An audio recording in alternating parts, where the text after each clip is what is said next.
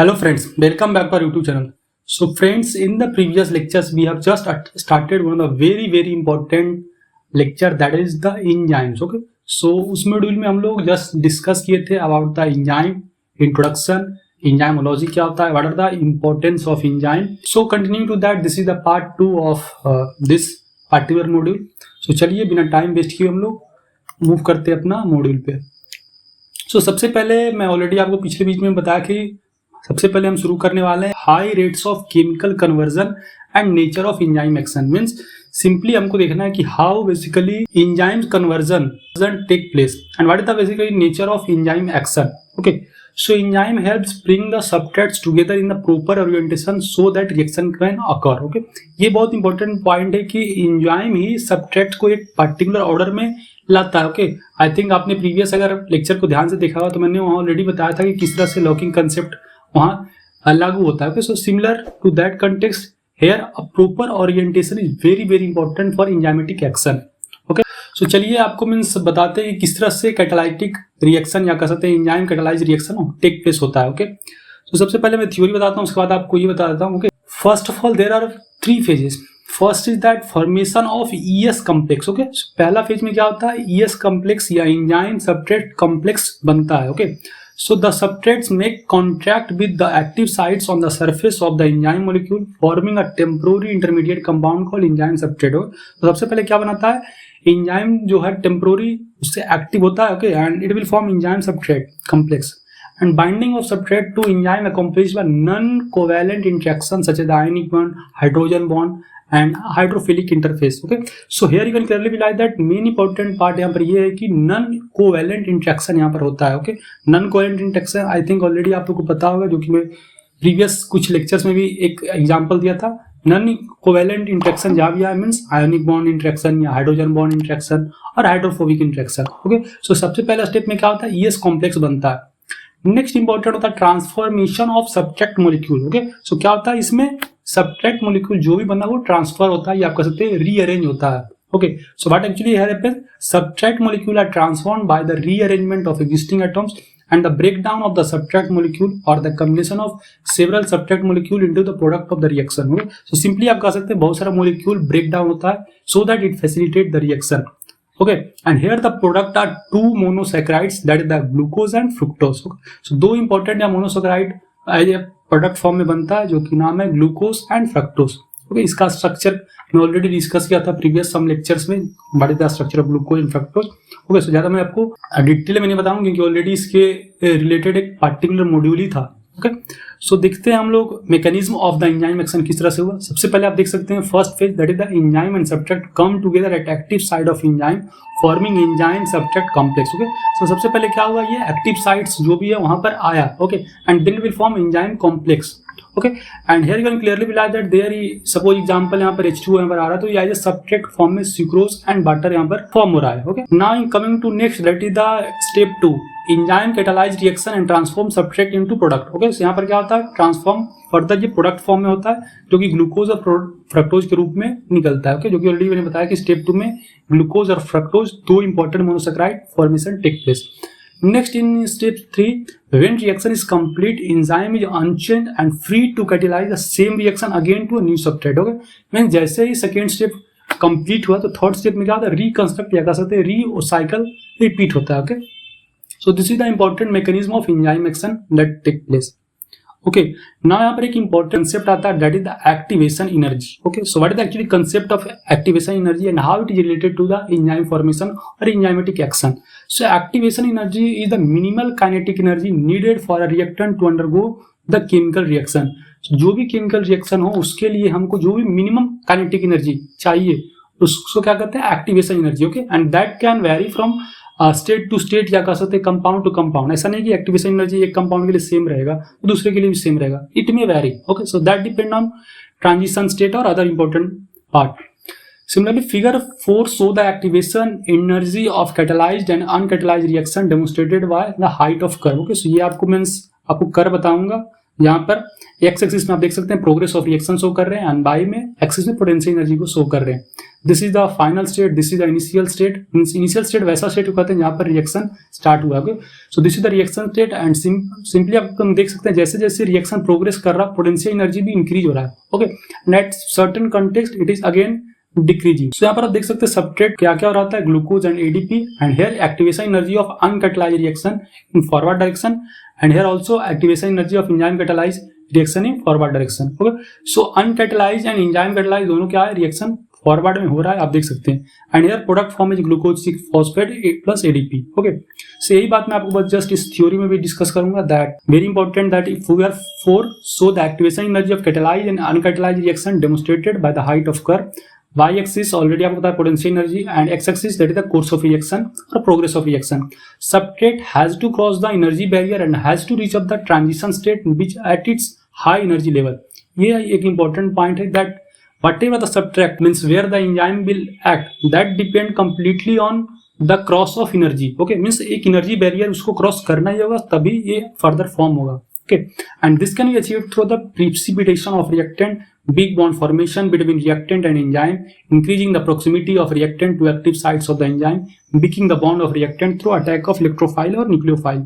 So बहुत सारा context या कह सकते हैं बहुत सारा पैरामीटर है, उस पर डिपेंड करता है कि किस तरह से ये अचीव करेगा। ओके, अगर आप कह सकते हैं कि एक्टिव साइट्स से किस तरह से रिएक्टेंट है या बॉन्ड कितना वीक है या स्ट्रांग है, उस पर डिपेंड करेगा। ओके, सो आई थिंक आपको यह डायग्राम भी क्लियर हो गया होगा। यहाँ से आपको ज्यादा कुछ इंपॉर्टेंट क्वेश्चन नहीं बनता है, जस्ट आप ये डायग्राम याद रखेंगे, आपको इससे रिलेटेड कोई भी थ्योरेटिकल क्वेश्चन आएगा then I think you can clearly answer. Okay, so let me come to the next very important topic, that is the factor affecting enzymatic activity. Okay, so what are the factor which affect the action of enzyme or enzymatic activity?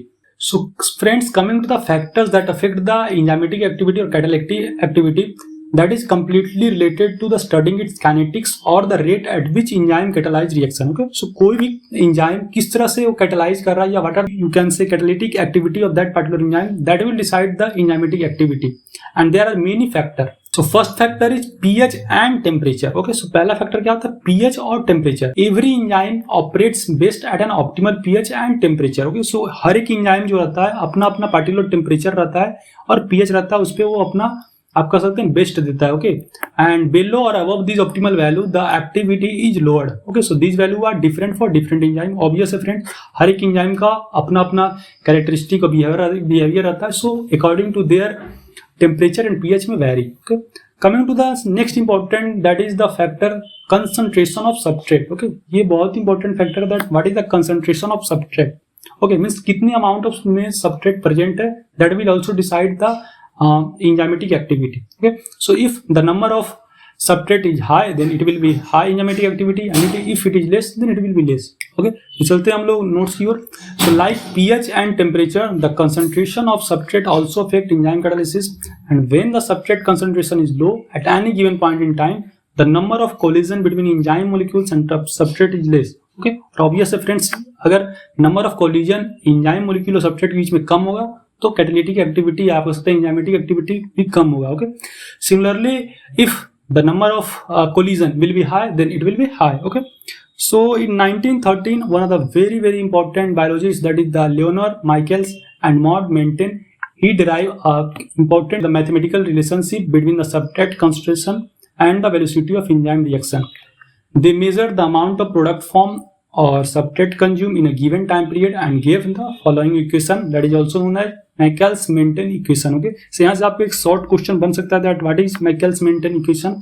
So यहाँ पर important है, that is V equal to Vmax plus S modulus S plus Km. Okay, so आपको बताता हूँ Vmax S और ये सब क्या है। Okay, so V is nothing but initial velocity of reaction, Vmax is the maximum rate of reaction, and K is that Michaelis-Menten constant. Okay, and S is the substrate concentration. So आप देख सकते हैं यहाँ पर S क्या denote कर रहा है, substrate concentration. So according to the equation when the substrate concentration S is set at a value equivalent to Kw, then the velocity of the reaction V becomes equal to Vmax by 2. Okay, so जब भी concentration S जो है एक equivalent to Kmax या आप कह सकते हैं K 0 पे आ जाए, then it will basically equal to Vmax by 2 और 1/2 of the maximum velocity. जितना maximum velocity रहेगा उसका half हो जाएगा.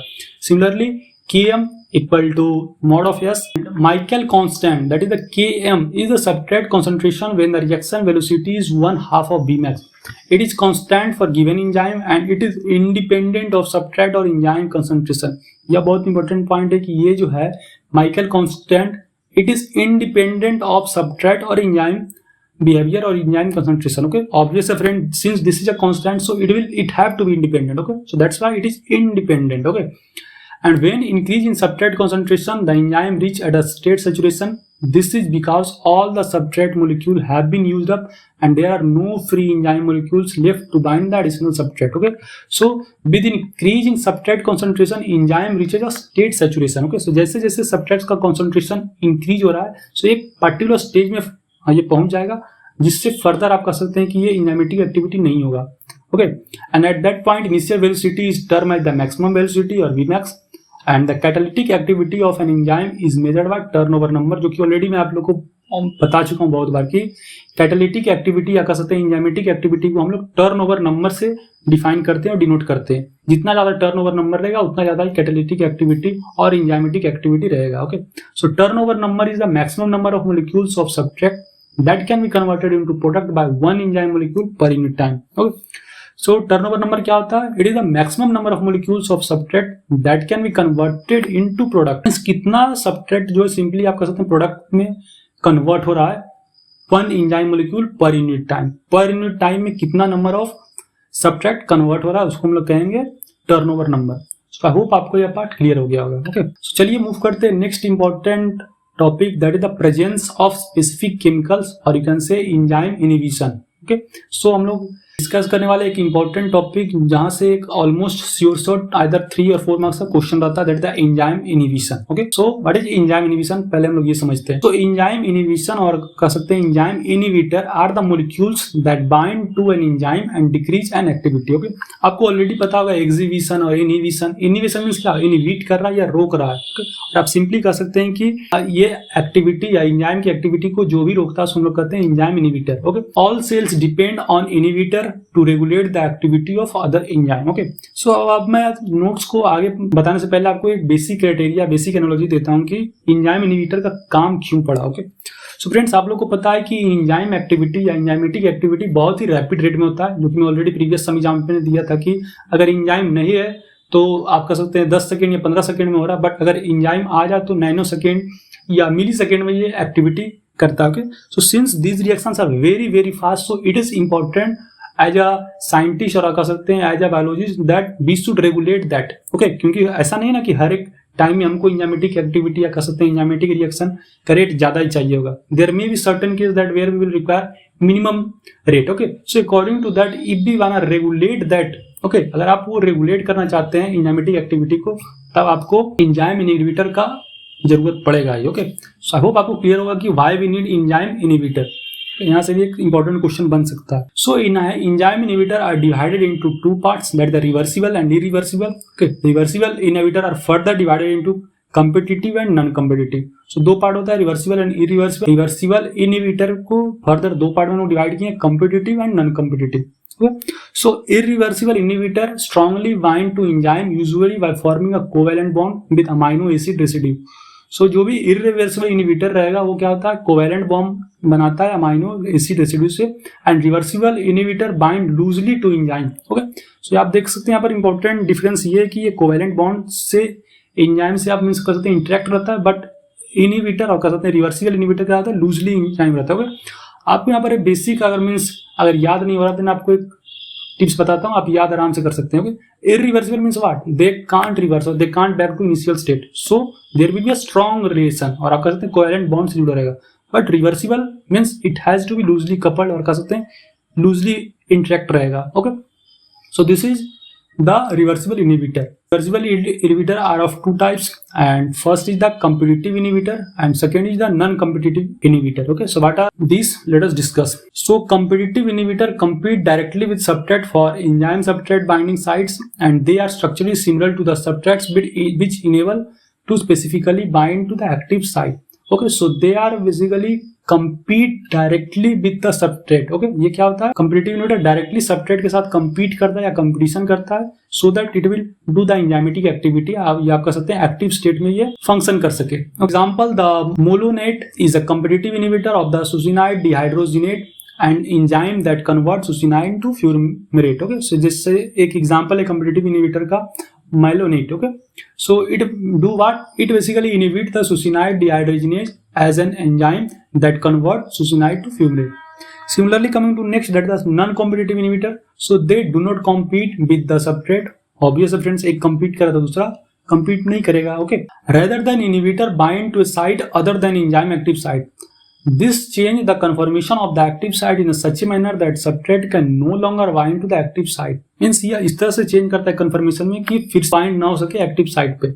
And this type of inhibitor depend only on the inhibitor concentration and it is independent of concentration of substrate. ये important point और आपके साथ एक important basic difference होता है that here only the inhibitor concentration. आप कह सकते हैं कि इनिबिटर जो है इनिबिटर कंसंट्रेशन पे डिपेंड करता है, ना कि inhibitor concentration of substrate. Okay, so simply ये इनिबिटर कंसंट्रेशन पे ही डिपेंड करता है.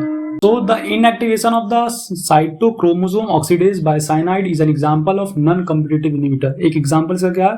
Inactivation of cytochrome oxidase. Okay, so I think आपको क्लियर होगा competitive और non-competitive. Competitive simply compete करता है, non-competitive ये compete नहीं करता है. Okay, आप पिक्चर से भी देख सकते हैं. This is the competitive inhibitor and this is the non competitive inhibitor. That is the in picture B. Okay, so friends, this is the complete lecture of today. In next lecture we will discuss very very important things, that is the allosteric enzymes and that will the last basically you can say part of this particular module, that is the enzyme.